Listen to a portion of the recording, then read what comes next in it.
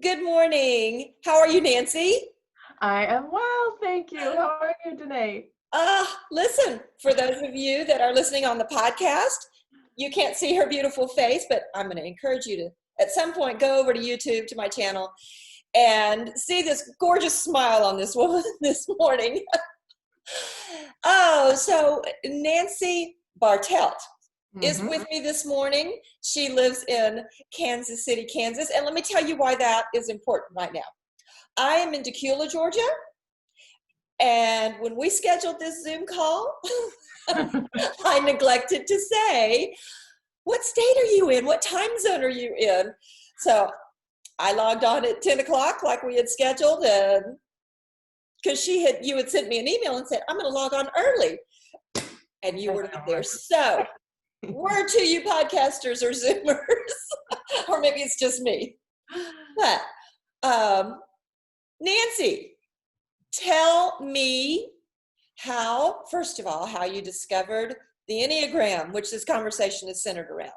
Yes. I grew up in the upper Midwest, and my dad was a pastor, my mom was a piano teacher, and they talked about it when I was a kid. They were interested in all kinds of different ideas and ways that people grow. And my mom eventually got a master's degree in experiential education. So anyway, somewhere along that path, they would talk about Enneagram. And so I had this, vague recollection of that. And then when my husband and I first got married about 23 years ago, we came across a book that I think my parents had, and I was like, oh my goodness, let's look at this. And so we looked at it and read it and had fun with it. And then we started our family, fast forward 15 to 20 years. So a few years ago, I started thinking about it again with one of the e-courses I bought and was working through. And I just really couldn't stop thinking about it. Yeah. All the different layers of it were so fascinating. And the way you could see connections between people was such a big difference to me compared to other typing systems where you just, you find out what you are, and it's, of course, you're connected with others, but the Enneagram shows you so many powerful connections across the shape of it.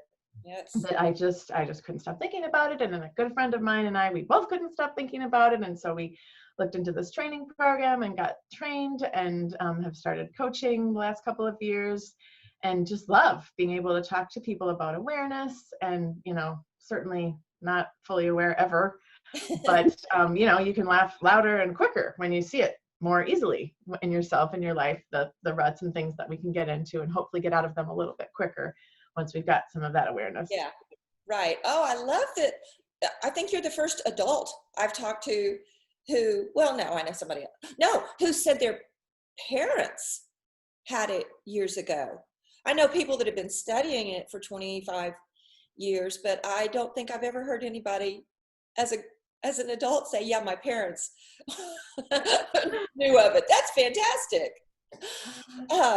So you and I connected because, again, social media has such a wonderful, time of connection. It's really got some down things right now, especially. Right. So I just try to stay, in tune with what gives me opportunity for growth and keep my mind there because, as you know, we sevens, and coincidentally, Nancy is also a 7. I didn't seek out another 7, but you are. And so I saw that you were doing this, an online Zoom meeting for back to school. And while I don't have children, I have children, but they're all grown, and I don't have the same situation as you do and a lot of young parents. But my daughter is a teacher, and she has 3 small children, 2 of them in school, one's the baby.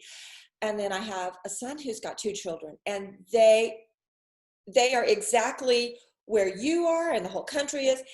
And why I thought that presentation would be so good, just to learn for myself and to tap into what these children might be thinking, might be needing.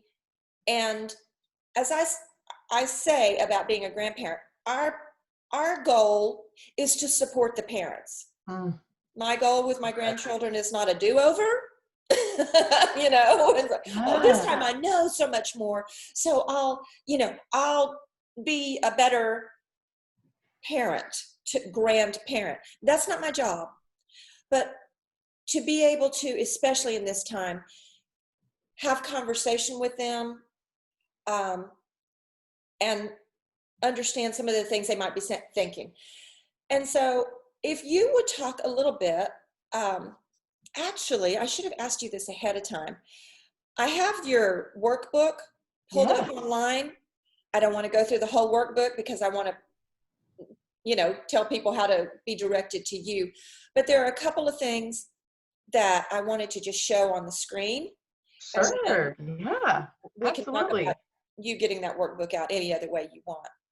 But tell me why, as somebody who does relationship coaching and you even do marriage coaching, why you thought right now would be the best time to do the back to school. Yes, well, like we talked before, we started recording. My degree is music therapy, and I'd worked in the schools way before I had kids doing music therapy, and then of course had kids, and we've homeschooled our kids when they were younger, and then had them generally kind of be going to public school and high school, and have done some private school in the middle here. And then last year I was able to be a classroom substitute in many of our schools in the area, and I just love kids. I love teaching. I love relationships. I love helping encourage families. And so I just had seen, lots of different ways that education works well, and it changes in different seasons for meeting different kids and their needs. And then you insert, of course, this pandemic. And so it's like, oh my goodness, almost everybody's thrown off their game, especially kids who are going, to school outside their home during the day. And I had, lots of people that I love and lots of teachers I love that I'm like, oh my goodness, this is just crazy. What the pandemic has already done with the past couple of months and uncertainty, but then going into, we don't even know what we're going into. People don't even know week to week. Is it going to be online? Is it going to be not online?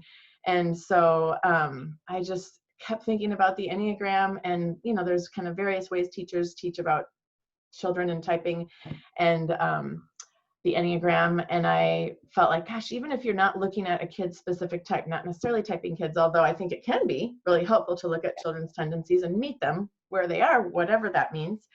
And it might change as they're growing and evolving. But I just thought, wow, those centers just really jumped out at me. Our head center, our body center, and our heart center. And the big deal for each of those centers is, being body centered, control is such a big issue, and being heart centered, connection is such a big issue, and being head centered, security is such a big issue. And all three of those were like lamb blasted, or however you say it, just destroyed, really. No one feels any sense of control over what their normal school routine is. We've had this loss of connection, this extreme isolation for many people for many months. And then we've had all this uncertainty with things changing from week to week. And so I just thought, wow, even if we don't talk a lot about type, we can talk about what to do to help each person in their center to feel a little bit more encouragement for all the uncertainty and loss of control and loss of connection, as well as helping everybody realize, we are wholehearted people, we are whole-bodied people, we are whole-minded people in our best selves. So everybody needs to think about, what can we do? What are those little bitty rhythms of life that we can do to nurture ourselves to be healthy in our body, to be healthy in our mental health, and to be healthy with our emotional connections with others and ourselves? See, and I'm going to go ahead and pull up your presentation. And I know that you're not, those of you that are listening on the podcast are not actually going to see it. So I will, well, I thought I would. Let me see. Well, isn't that nice? Oh, here we go. Okay. Can you see it? No? I don't see it yet. Hold on. I'm going to pause. Okay, I wanted to pull this chart up. For those of you that are on the podcast, we're going to talk about the centers of intelligence that she just referenced. And for those of you that are looking on YouTube, which I would encourage you to do, she just talked about the body, the head, and the heart, and what's going on in each of those centers. Beautiful chart on the 9 types. But what I wanted to get to was you had this part about let it go. And this is, again, with the children to address what might be going on with them. This really jumped out at me. And she has some great suggestions on how to let it go. But this is addressing what she asks in. What are some simple, safe ways my students or kids can express their anger, sadness, or worry? And what I think is just such an important thing and I'd like you to talk about this, is sometimes when they express it and they look angry and it comes out as anger, it could definitely be another emotion. Do you agree? I agree. I really do. I had done some work a couple of months or years ago, and there's this emotional funnel, and we talked about how the hot emotions are at the top. Kind of our behaviors and actions are at the top, and right under those behaviors and actions are the hot emotions of anger and, annoyance, irritation. But under those is usually something more, some sadness, some fear. And so, I love how you put that is true. When there's anger, there is that something underneath it. And in a lot of cases, especially now, I feel like it shows like, I don't know what's going on. There's this loss of control, and there's this fear about what's uncertain and what's going to happen in our family or our world. So that kind of feeds that.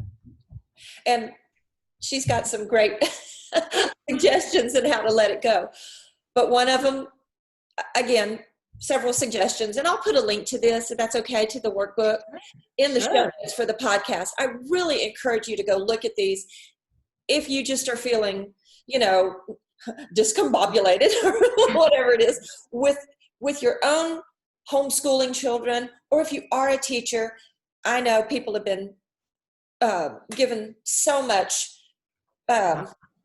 encouragement and different ways to handle this, but this was so cute. A screaming pillow. I love that. And I've never heard this other one. Maybe it's because I'm not in the kid world anymore, but you said scribble and crush the paper and play trashketball. Did you come up with that?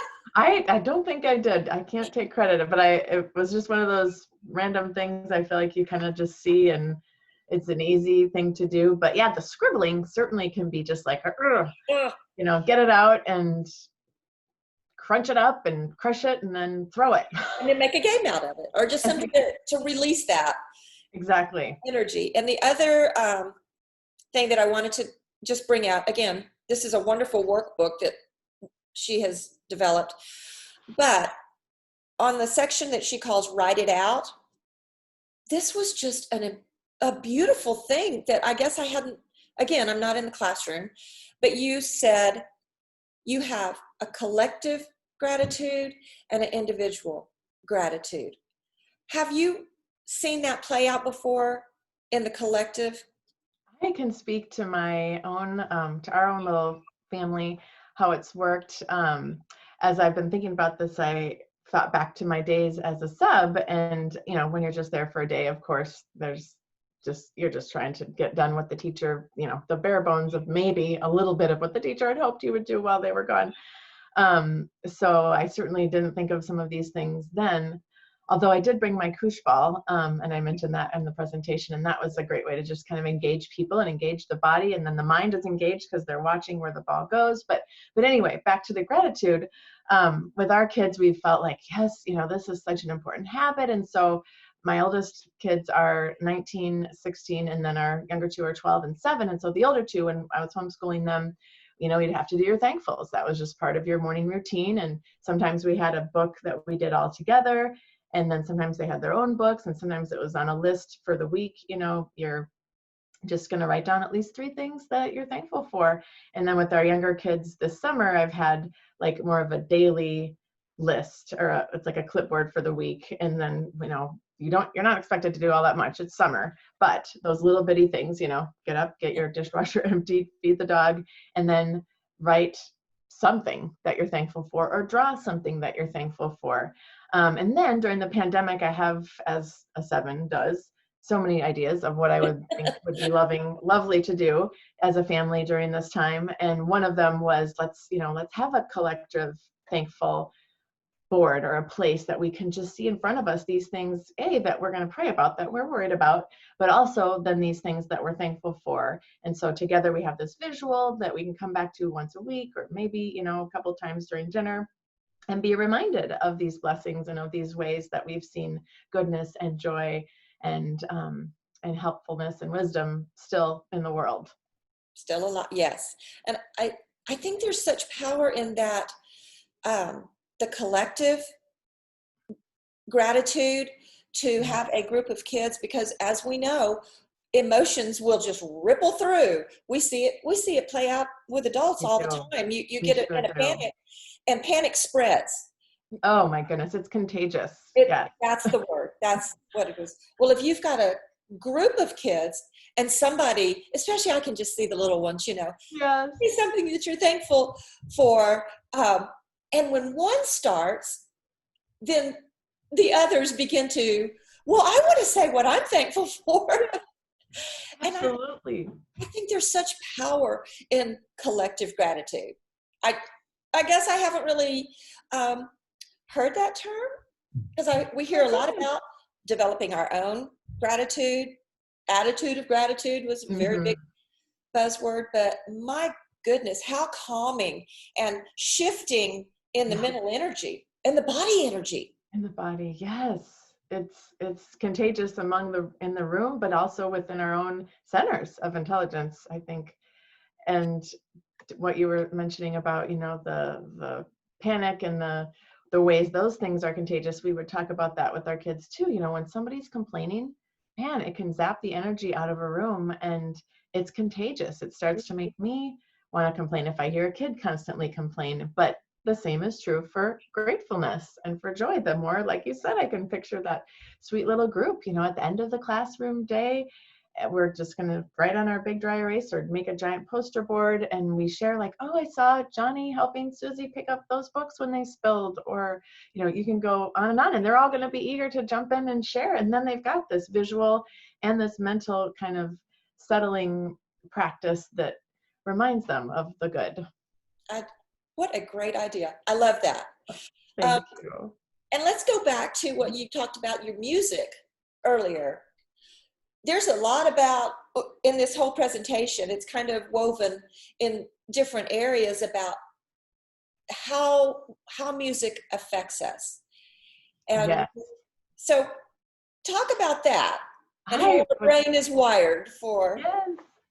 I would love to. Yes, as I shared, I think earlier, my degree is music therapy, and as I was telling you before we recorded, I've gotten to do some of that, but not lately as an official music therapist. However, I feel like threads of that background and that education have come in so handy and so beautifully in my life in lots of ways, working with kids and just creativity. And I've taught piano lessons. And one thing in my piano experience, I taught a method, Something Music, that is just wonderful, but has a big focus on improvisation. And Neil Moore, who's the creator of Something Music, talks so much about innovation, or how improvisation and innovation are so closely related. The more that we make things up as we go, the more creative we are with music or art or whatever it is, it teaches the brain to practice innovation.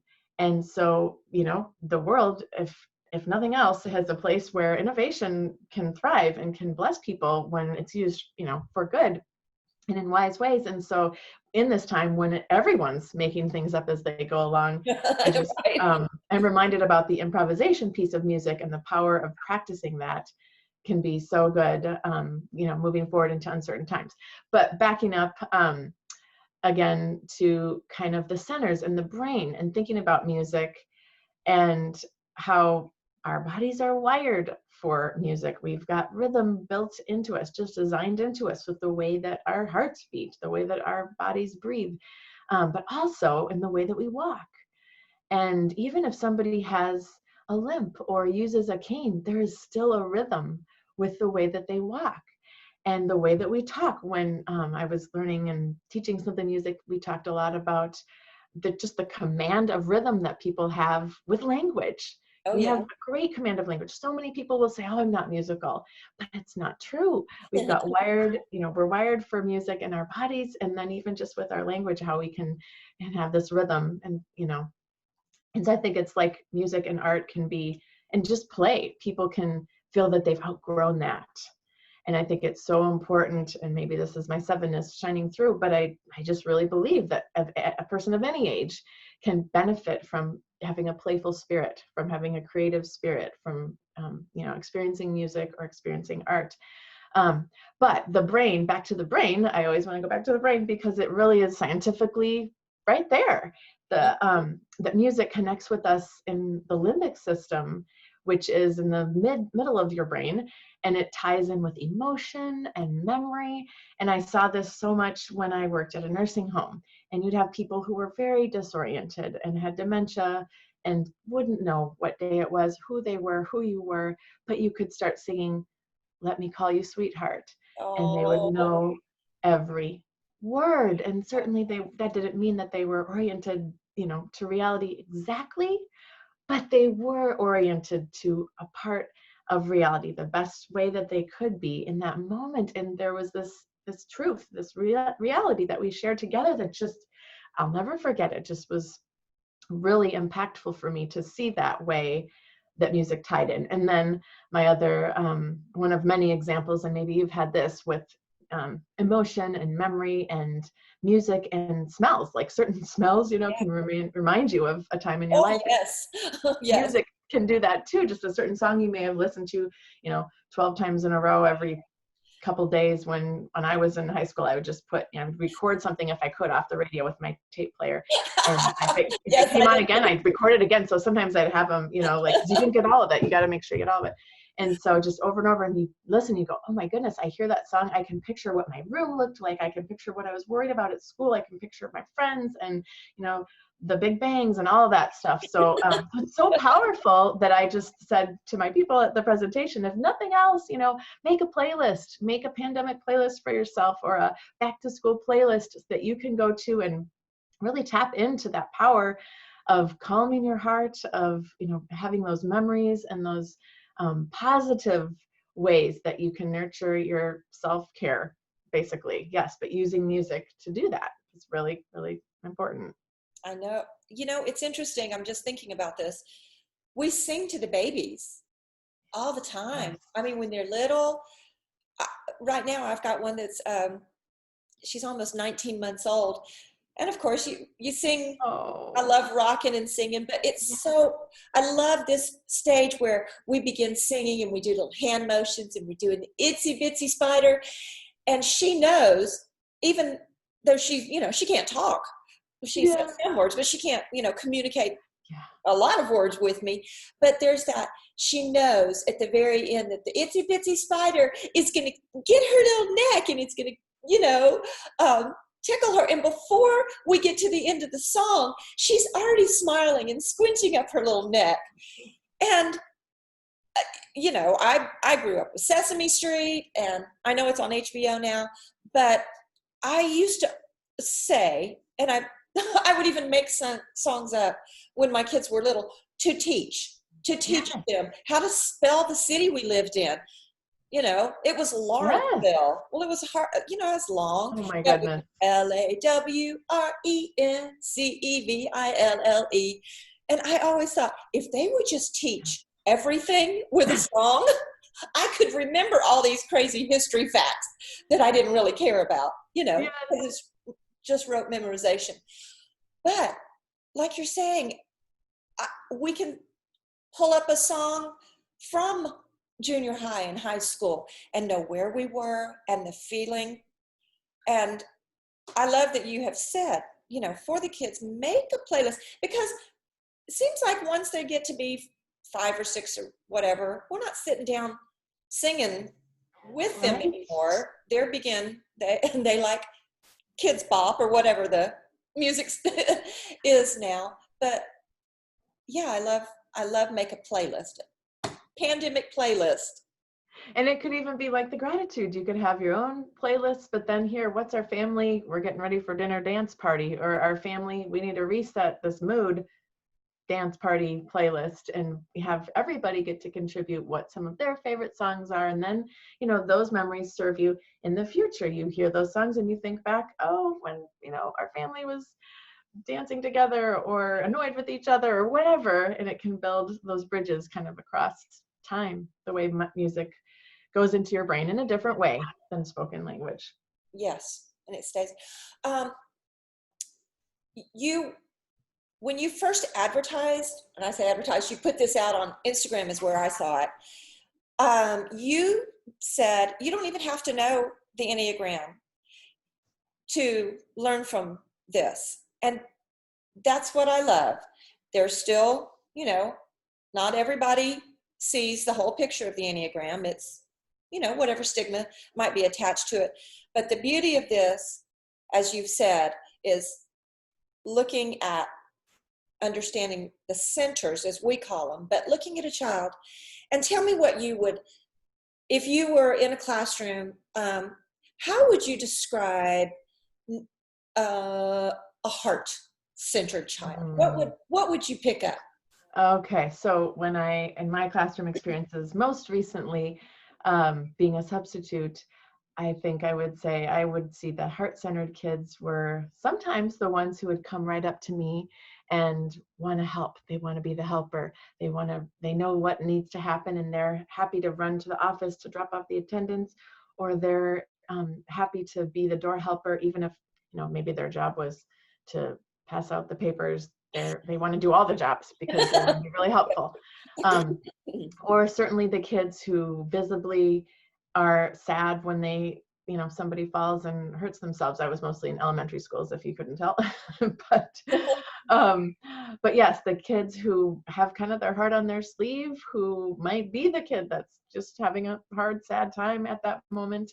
But the kid who reaches out to that child who is having a hard time, and those kids that are maybe that it's the child that's doodling and just entranced with maybe their own project that they've got going on at the desk. But yeah, the kid who's craving connection, the kid who is eager to be with the friends, to be with friends, or to help the teacher, to help the friends. Those kinds of people tend to be heart-centered people. Yes. And that's, again, why I really love what you're doing, because you don't have to say, oh, this child is a type this, or even attempt to do that. And you've got a lot of great information on this. Again, we'll put a link to it. And so what would you say a body-centered child? How would you say, oh, this one is in the body center? The body center. With lots of experience observing my own child, who I feel is probably quite body-centered, a couple of them actually. Movement, of course, that kid who was bouncing off the wall, that kid who was fidgeting, that kid who cannot sit still, that kid who might be really distracting if they have to sit still. And so those are the ones that, you know, maybe the teacher's got a special station for, or whatever, if things go awry, or even if they're not awry, but the child just feels like, oh, I need to move. I need to get off my chair, and it's a safe place for me to go in this corner. And it's not a, you know, a punishment corner. It's an opportunity corner to help me focus on what is happening in the classroom at large. So yeah, the kids that are moving, the kids that might feel fairly distracted easily. I think, yeah, that's maybe an oversimplistic way of thinking of body-centered kids, but they usually are moving a lot and tend to, I don't know, that's how they kind of move through the world, and don't like to sit still. And maybe it's true that they can have pretty good body awareness. I'm not 100% that that's true, but I feel like they get so much practice moving that they might tend to be the kids that are pretty good moving through space, pretty coordinated. And of course, then the head type or the head center. The head types, I think of those wonderful kids. They're all wonderful in their own beautiful ways. It's worth emphasizing. But that bookworm, that kid who's got his nose or her nose in a book all, any little bit of free time, maybe someone that's, maybe they're just sitting and thinking, and you can tell it's not like a daydream, but it's like they've really got something they're mulling over. Mm-hmm. And that might be also the kid who wonders why. Well, but what if this? And the kid who is asking questions a lot and curious as all get out. Just that child who wants to know more, who is really enjoying the subject matter or wants to do that extra project to learn even more. It's funny that, again, I love getting deeper, with the types, but I think people who don't know the Enneagram very well would not put sevens in the head center. Right. And sevens can look like they're in the body center. They're Exactly. fidgety and going all over the place. So that was one thing I thought of, gosh, that can be tricky. Yeah, it can. But then if you are aware, then you can go, oh, okay, she's or he or she went from that idea to that idea, and they jumped up and had another thing they wanted to do or go, but it's all going on in a type 7's head.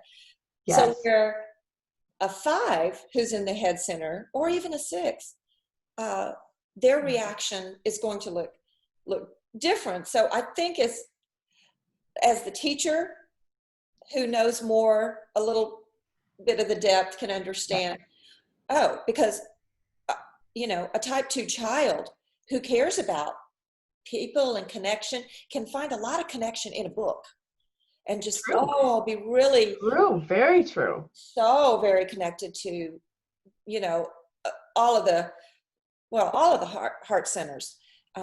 Absolutely. And 3s will look different, but I love that there's a beginning path of understanding this child reacts this way, this child might think this way, and here's something I could do to help.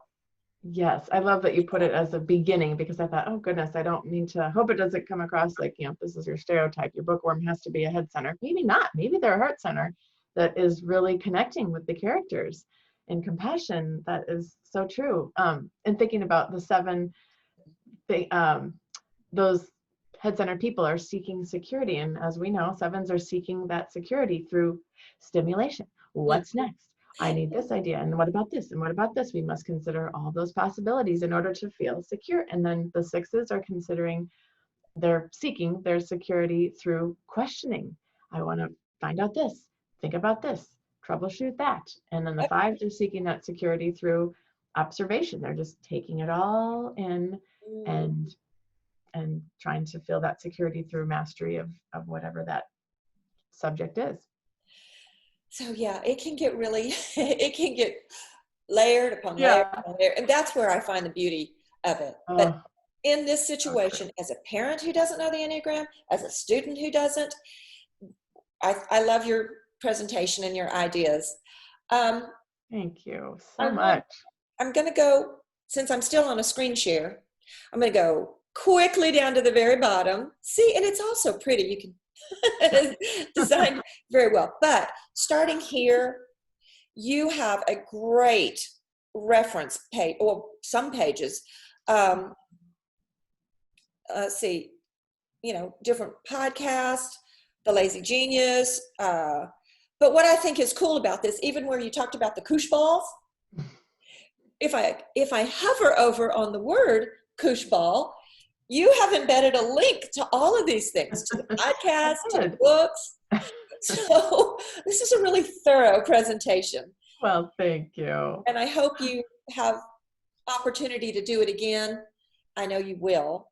Thank you. Yes, I am ready to roll. I'd love to share it again, and hopefully we'll be able to do that sometime in the near future.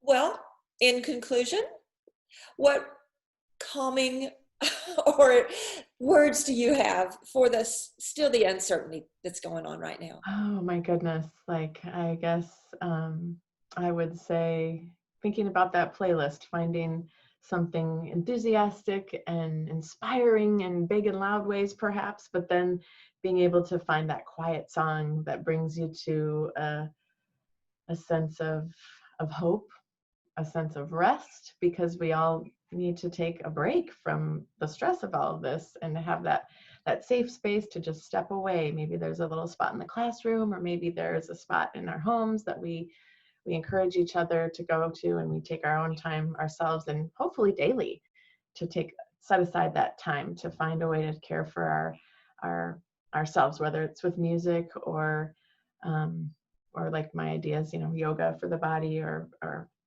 just going for a walk, or having that gratitude for the heart, and just anything for the mind that can kind of settle it, not in a numbing way necessarily, but more of that intentional piece that we can just practice that every day.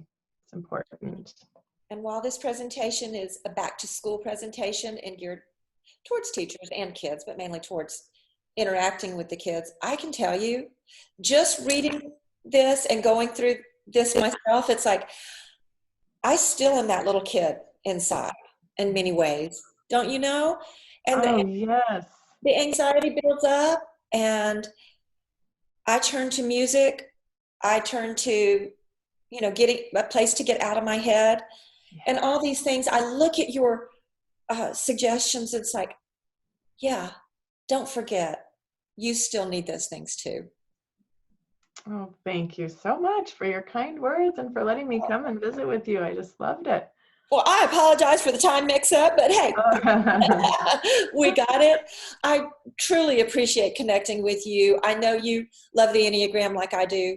And I end most of my shows by saying, I hope you truly get to understand and love the joy of who you are by loving your own number. Thank you, Nancy. Love it. Thank you, Danae. Thank you so much. Thanks. And we'll stay connected. I'll see absolutely. you out there. Okay. Sure. Have a great day. You too. Bye.